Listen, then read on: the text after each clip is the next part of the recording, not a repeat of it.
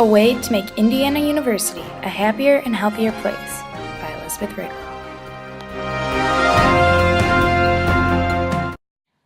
Are you ever casually walking down the street, let's say to class or back to your dorm, and you walk through a huge, suffocating black cloud of cigarette smoke? Well, that's me every day at Indiana University here on campus. The problem our campus faces. Every day, people are smoking on the Indiana University Bloomington campus even though it is prohibited. Previous solutions. On August 20th, 2007, the tobacco-free policy was passed.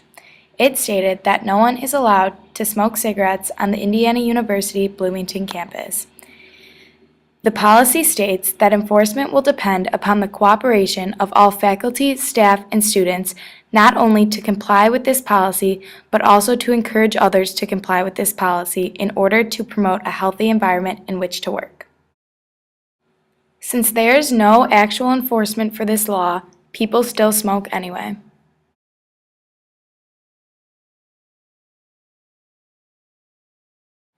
But with my solution, our campus will be changed forever. This is how my solution works. As you can see, the person on the right is the smoker. The person on the left there is the angry person because of the smoker. All this angry person needs to do is press the button there on the no smoking machine to sound the announcement and let the smoker know how they feel. These things up here are the speakers that the announcement will come out of. The speakers will sound off an announcement that will say, "To the individual smoking, please stop smoking. It is prohibited on the Indiana University campus, and you are therefore in breach of this policy. Stop smoking now."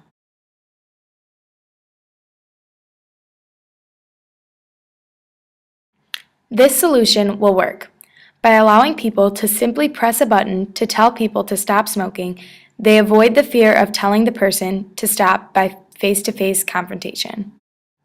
People are more confident with anonymity rather than face-to-face confrontation. This will also tell the smoker that people around them are uncomfortable with them smoking and they should stop. It is also a reminder that the campus is tobacco-free and they are in breach of the policy. We also know this will work from a study by a man named Ivan Pavlov, who organized and directed research from 1891 for 45 years in physiology at the Institute of Experimental Medicine in St. Petersburg, Russia. In a study he did, he studied the reflexes in dogs and found that dogs would salivate when they saw food. So if he struck a bell when dogs were fed, they learned to associate the sound of the bell with the food they were eating, so whenever they would hear the bell, they would start to salivate.